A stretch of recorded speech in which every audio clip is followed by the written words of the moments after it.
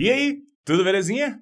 Bom, seja bem-vindo, bem-vinda aqui a mais um vídeo do CodeDesigners Carreira. E nesse vídeo a gente vai falar então sobre um assunto que eu acredito que, infelizmente, nesses tempos agora que a gente vai viver, provavelmente no próximo 1 ou 2 anos, por conta do coronavírus e possivelmente por conta de uma crise financeira mundial que deve acontecer, infelizmente, eu acredito que vai ficar mais difícil arrumar emprego, principalmente nas áreas de serviço, né, tal. E também acho que vai ficar mais disputado a questão das vagas de emprego. Eu fiz um processo seletivo no último mês inteiro para contratar alguém para trabalhar comigo aqui no CodeDesigners, tá? Eu contratei um designer. E o que eu quero fazer nesse vídeo, então? Eu quero compartilhar com você dicas sobre processo seletivo em design. Então, esse vídeo aqui são dicas, vou dizer que são preciosas, sim, porque eu vou falar tanto como empregador, como dono da empresa, como a pessoa que vai fazer a avaliação e o processo seletivo, como também como designer. Possivelmente a maioria das empresas também tem um outro designer lá, um lead designer, ou alguma pessoa responsável por avaliar processos seletivos em design. Então, caso você vá se aplicar a uma vaga de design, provavelmente você será avaliado por outro designer, e as dicas que eu vou dar nesse vídeo aqui agora são para você conseguir se dar bem nessa entrevista, tá? Passando por todas as etapas, desde o envio do seu portfólio até a etapa de entrevista e teste prático, caso exista no seu processo seletivo. Belezinha? Bom, então você vai ver tudo isso nesse vídeo, dicas valiosas, logo depois da vinheta.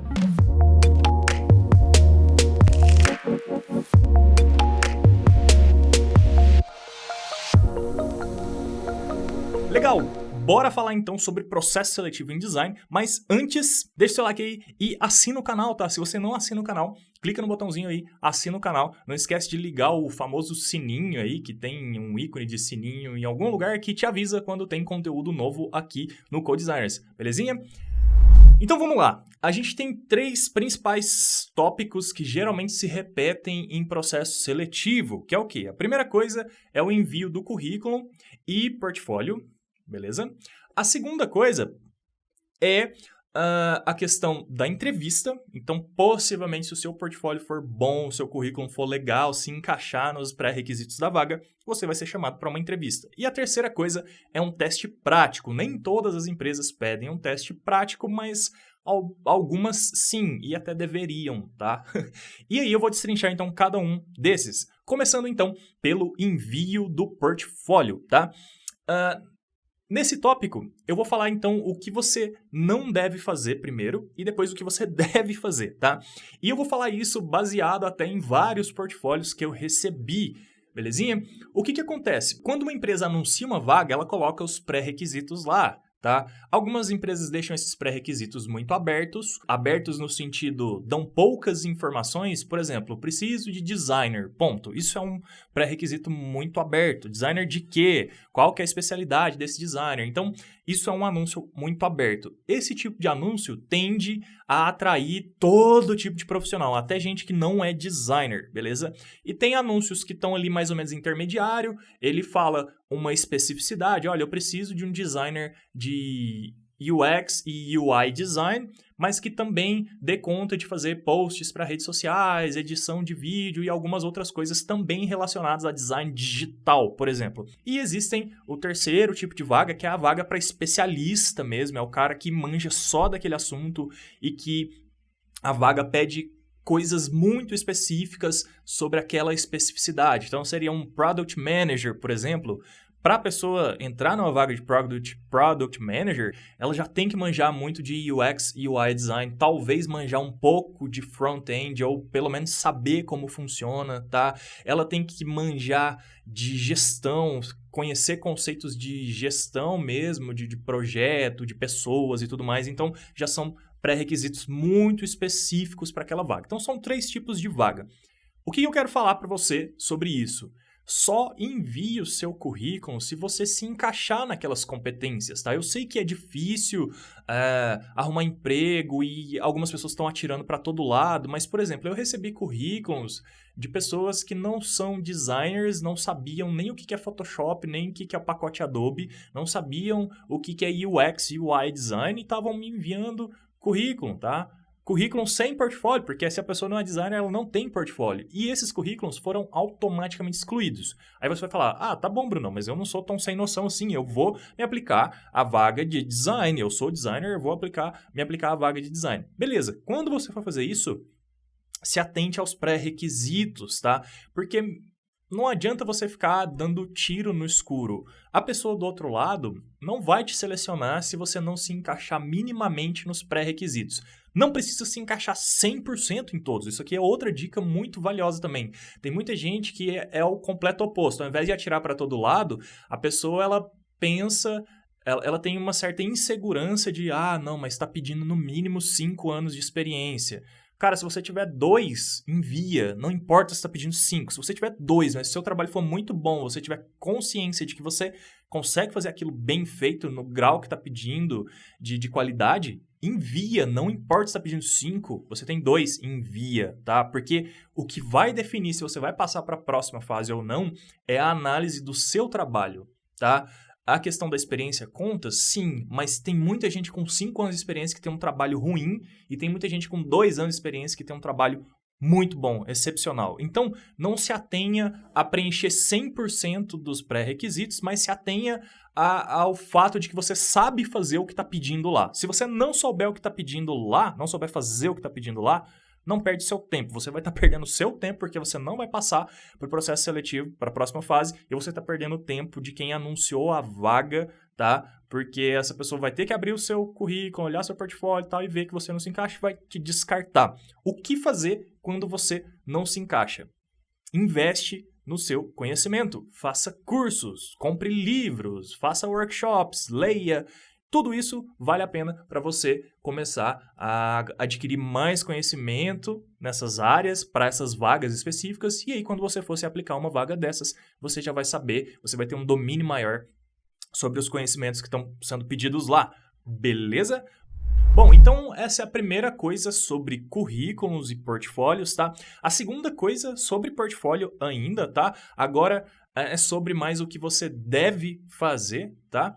É o seguinte, não precisa enviar um portfólio gigantesco com 50, 60, 100 trabalhos, tá? O que aconteceu comigo? Eu recebi muito portfólio da galera de publicidade, tá? Galera que é diretor de arte, né? Um termo muito usado aqui no mercado de Goiânia, que é onde eu moro, não sei no resto do Brasil, mas o diretor de arte geralmente ou é um designer ou é um publicitário que trabalha ali fazendo aqueles layouts, né? Aquelas peças gráficas para publicidade e marketing mesmo. Então, são anúncios de varejo, posts de rede social e tudo mais. Isso geralmente cai numa coisa que é o quê? A pessoa tem um banco de imagens, ela vai lá, pega layouts desses bancos de imagem e tal, monta esses posts de Facebook, publica lá no cliente e vai montando um portfólio com aqueles posts de Facebook e redes sociais em geral, na verdade, tá? Instagram e tal. Na verdade, o Instagram até tá mais que o Facebook hoje em dia, né? Enfim, o que acontece? O entrevistador, a pessoa que está fazendo o processo seletivo, ela quer analisar alguns pontos principais no seu trabalho. O primeiro deles é se você consegue fazer bem feito, se você entende, se você domina conceitos básicos até de design. Isso falando de uma vaga de design, né, que é o nosso assunto aqui. Então, eu como avaliador, o que eu olhei? Se a pessoa conhece conceitos de design, como alinhamento, paleta de cores, contraste, área de respiro, são todos conceitos muito básicos de design. E em vários portfólios eu vi que isso não estava presente, tá? Não tinha hierarquia de informação, às vezes algumas informações importantes estavam com menos destaque do que informações secundárias. Então, a primeira coisa que a pessoa vai avaliar são conceitos básicos de design. Isso você tem que dominar. Se você não domina isso, seu portfólio, seu currículo também foi para a listinha dos excluídos. Então, domine os conceitos básicos de design, revise os seus trabalhos, tá? Isso cai no próximo tópicozinho, na próxima dica positiva do que você tem que fazer, que é o quê? selecione os seus melhores trabalhos, tá?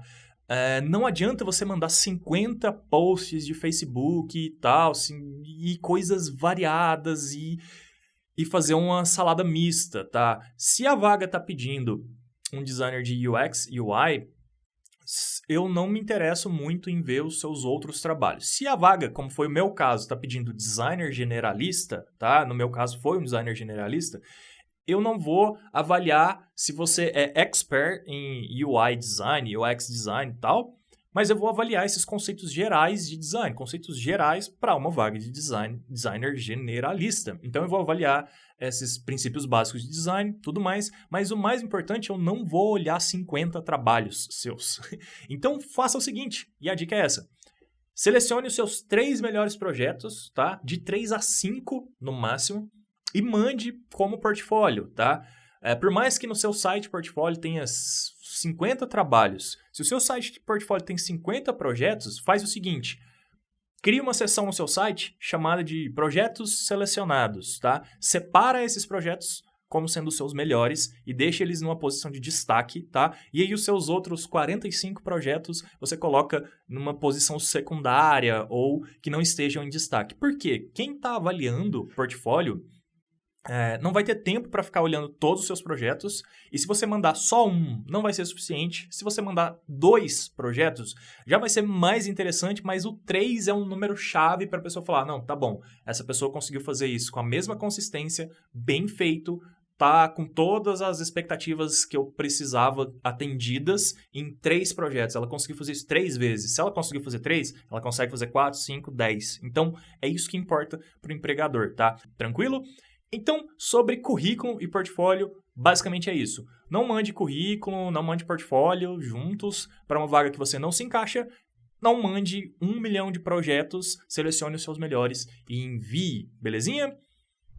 Legal, vamos para o segundo tópico aqui agora, que é o seguinte, é a fase da entrevista. Então, se você se encaixou ali nos pré-requisitos, se o seu portfólio foi massa, foi bom e tal, vão te passar para uma etapa de entrevista. Em resumo, o que acontece? Quando a empresa está contratando alguém, ela está fazendo uma aquisição. A pessoa, falando bem friamente, porque não é exatamente isso, a pessoa não é só um número, né?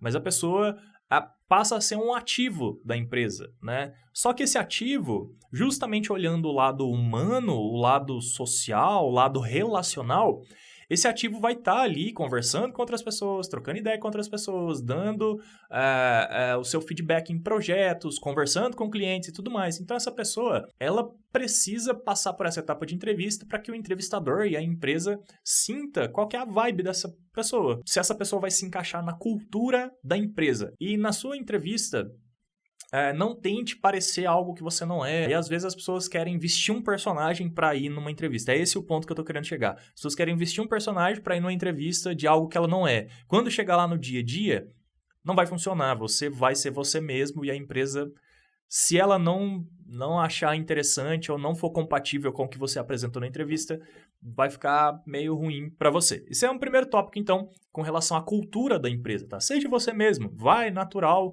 para uma entrevista, tal, seja você mesmo, fale a verdade. Segunda coisa, muito importante, isso aqui é dica de ouro até, que é simples, faça uma pesquisa gigantesca sobre a empresa. Mano, puxa a ficha da empresa inteirinha, sabe quem que é o diretor, quem que é o vice-diretor, quem são os principais clientes daquela empresa, o que aquela empresa faz primariamente, qual que é o principal produto ou serviço daquela empresa, qual que é o segundo principal produto ou serviço daquela empresa. Entra no blog, lê os artigos, vê se tem canal no YouTube, assina o canal do YouTube, segue no Instagram, segue no Facebook. O que você está fazendo quando você faz isso? Você está demonstrando que você tem real interesse em trabalhar naquela empresa. Se você chega na entrevista, o entrevistador te faz uma pergunta muito simples sobre a empresa, que qualquer pessoa com 10, 15 segundos de Google já vai entender. Digitou lá o nome da empresa e leu o primeiro parágrafo que aparece no primeiro resultado. Se você não souber aquilo, você também já foi para a listinha dos excluídos, tá? Você já perde um pontinho ali em relação aos outros candidatos que souberam responder aquela pergunta melhor do que você. Então, se você está querendo entrar numa empresa, entenda um pouco sobre aquela empresa antes de ir para a entrevista, tá? Faça isso. Isso é um exercício muito bom. Isso vai te deixar também mais tranquilo, mais relaxado na hora que você for chegar nessa entrevista. Se você vai preparado, você tende a, depois dos 2, 3 primeiros minutos, ficar mais tranquilo e já pega o ritmo ali e passa pela entrevista tranquilão, beleza? Ainda sobre entrevistas, tá? O que acontece? Geralmente tem uma pergunta-chave, além de perguntas técnicas, né? Perguntas gerais sobre design, sobre a atividade que você vai desenvolver. Tem uma perguntinha que eu mesmo não fiz essa pergunta no meu processo seletivo, porque eu consegui capturar isso de outras formas, mas tem empresas que fazem essa pergunta direto, que é tipo assim, onde você se imagina daqui a 5 anos? Onde você se imagina daqui a 3 anos? Alguma coisa nesse sentido. Eu sei que o mundo gira e as pessoas tomam caminhos diferentes, sei lá, daqui 1 mês eu posso mudar completamente a minha cabeça e fazer outra coisa da minha vida, tá? Mas se a empresa está anunciando uma vaga de emprego, aquela empresa já passou por um processo muito grande de o quê? Não, nós vamos contratar uma nova pessoa? Tá bom, se a gente vai contratar essa nova pessoa, a gente precisa definir se vai ser por um curto período ou por um longo período. Quando é por um curto período, geralmente contrata-se freelancer, tá? Quando é um emprego mesmo, a empresa está interessada em ter aquela pessoa por um bom tempo. E por que por um bom tempo? Porque demora a fazer o onboarding dessa pessoa, né? Trazê-la para dentro da empresa, apresentar tudo da empresa, como as coisas funcionam e tudo mais. Depois demora para essa pessoa pegar o ritmo ali de trabalho com os colegas e tudo mais, tal, demora mais ou menos 1, 2, 3 meses também, tá? E para essa pessoa atingir o pico dela de produtividade, porque a empresa está interessada nisso também, né? Demora esse períodozinho aí de até uns 3 meses ou até mais, às vezes dependendo da área de atuação ali dentro do design e tal. E aí imagina, você responde na entrevista que daqui 1 ano, daqui 3 anos, daqui 5 anos você quer estar em outro lugar fazendo outra coisa tal. A empresa vai olhar com um olhar um pouquinho diferente para você, porque assim, poxa, eu tô querendo colocar essa pessoa para dentro, mas ela tá querendo ela tá vindo para a entrevista já com o pensamento que ela quer sair, né? Ela tá vindo para a entrevista com o pensamento de que ela não quer ficar aqui.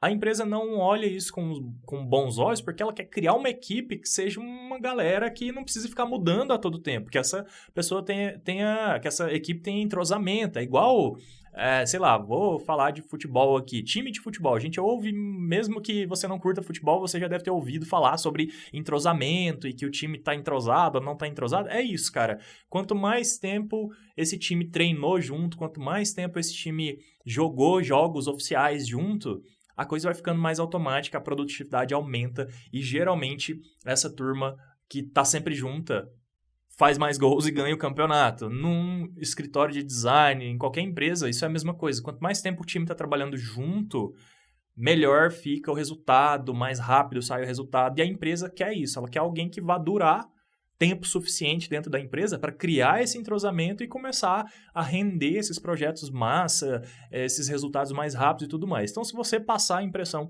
que vai entrar na empresa como se fosse uma coisa temporária ou algo até você conseguir algo melhor, na verdade todo mundo faz isso, mas o fato é você realmente ir para uma entrevista de emprego que você está disposto a abraçar aquela causa, né, aquela empresa, aquela atividade e que você transmita isso na sua entrevista, tá? Tenha esse grau de consciência e tal, porque é importante você ser sincero com a empresa, tá? E é importante também que você tenha essa consciência de que geralmente empresas querem contratar por longo período, tá? Então vá para uma entrevista com essa consciência, a menos que a vaga anuncie que é por um curto período, aí também você já vai saber se isso é bom para você ou não, tranquilo? Legal, e aí você então passou pela etapa de portfólio, você passou pela etapa da entrevista e te pediram para fazer então um teste prático. Geralmente as empresas pedem um teste prático porque mesmo vendo o seu portfólio e mesmo vendo as coisas que você respondeu ali durante a entrevista tal, e dando para perceber que você realmente manja do assunto, você realmente entende das coisas que estavam no seu portfólio tal, ainda assim, algumas empresas já tiveram uma experiência ruim em não fazer teste prático e na hora do vamos ver ali, a pessoa não sabe fazer tudo que estava no portfólio dela e tudo que ela disse na entrevista que sabia fazer. Então, o teste prático, ele é como se fosse uma provinha mesmo, tá? Que o candidato tem que fazer para mostrar que ele realmente domina o assunto ali e as coisas que são solicitadas na vaga, beleza? Alguns testes são muito descritivos, ou seja, ele diz exatamente o que ele quer que você faça, tal. E alguns testes não são tão descritivos assim. Eles te dão um tema sobre algo que precisa ser feito e deixa você meio que se virar, tá?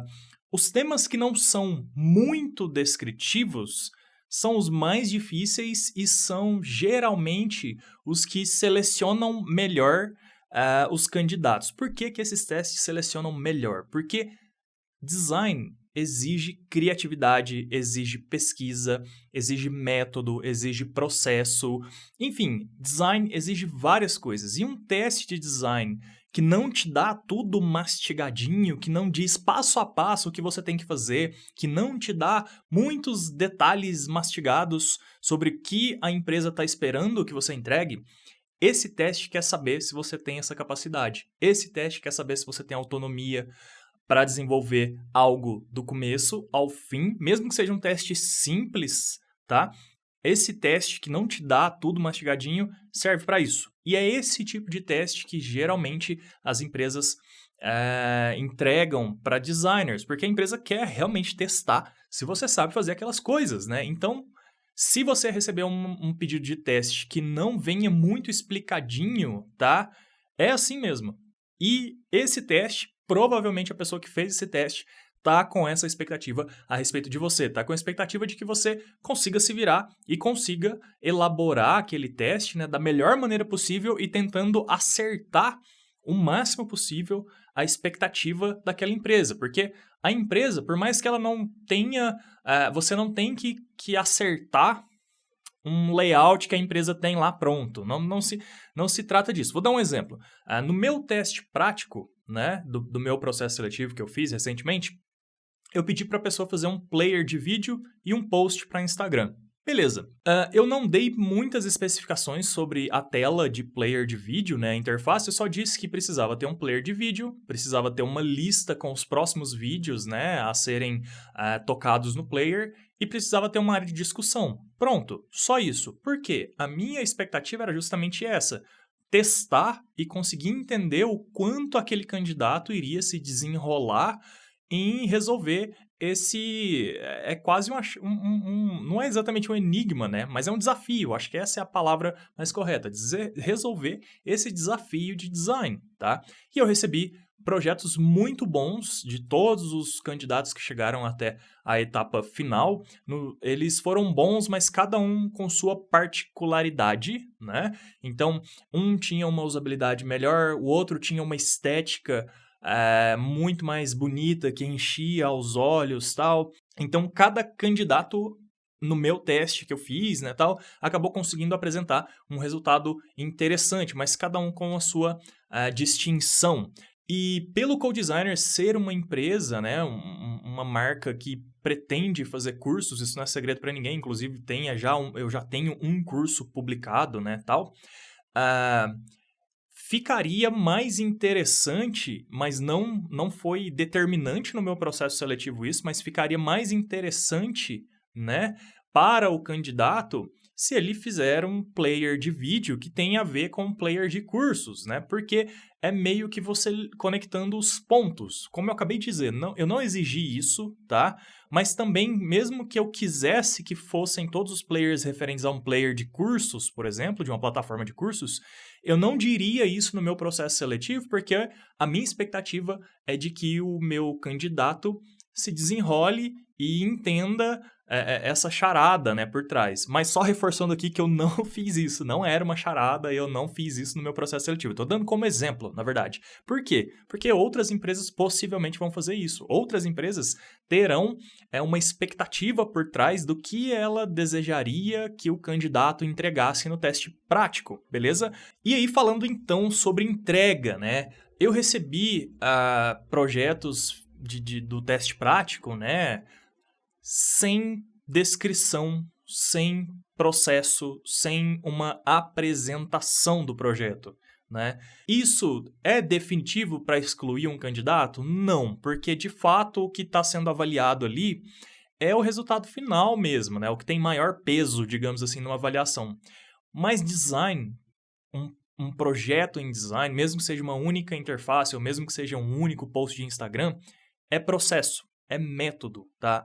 Você precisa dizer de onde vieram aquelas ideias, por que que você tomou aquelas decisões, quais foram as suas referências, onde você buscou inspiração.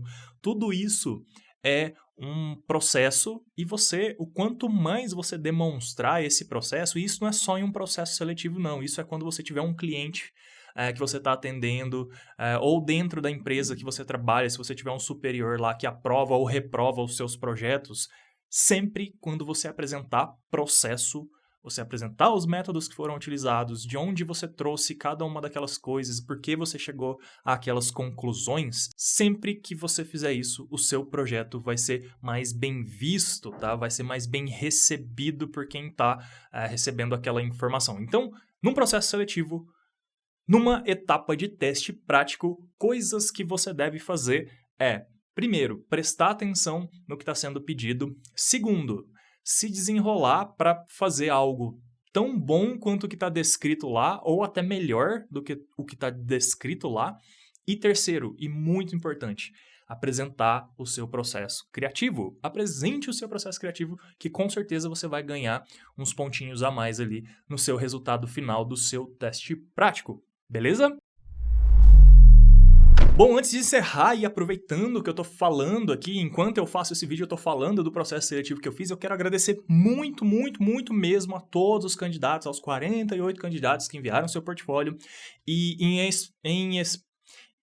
em especial aos 5 candidatos que chegaram até a etapa final e me enviaram os seus testes práticos. Muito obrigado mesmo por terem dedicado o seu tempo e terem se esforçado e terem feito esse projetinho aí na etapa do processo seletivo de teste prático, tá? Podem ter certeza que mesmo que você não tenha sido o escolhido, isso serve também para você que vai se aplicar a alguma outra empresa aí, né? Vai se aplicar a algum processo seletivo de outra empresa. O fato de você mandar um projeto prático, um teste prático para a empresa e você não ser selecionado não significa uma porta fechada. Na verdade, você abriu uma janelinha lá e pode ser que amanhã ou depois essa empresa volte a falar com você, seja para te contratar para fazer um freela ou mesmo para incrementar a equipe, né? Às vezes a empresa muito rapidamente cresce e precisa de uma nova pessoa, um novo colaborador. Essa empresa acaba então entrando em contato com você porque você já fez um processo seletivo prévio. Então, não ignore, tá? Essa parte do teste prático, não ignore a entrevista, enfim, faça o processo seletivo sem pensar que acaba ali, porque sempre tem um depois, tá? E é isso que eu quero dizer, então, para os candidatos também que passaram por esse meu processo seletivo, tá? Possivelmente vai ter um depois, e eu espero mesmo que tenha, né? Tô trabalhando muito para isso aqui no CodeDesigners. Belezinha? Bom, então é isso. Espero que você tenha curtido todas essas dicas que eu dei aqui. Elas não são regra. Pode ser que qualquer outra empresa tenha outros critérios, mas eu acho que tudo que eu falei aqui é válido e qualquer processo seletivo que se preze vai levar em consideração pelo menos uns 80% do que eu falei aqui, beleza? Então é isso, mais uma vez muito obrigado, deixa o seu like aí, assina o canal se você não assina e te vejo no próximo vídeo. Valeu, fique em casa.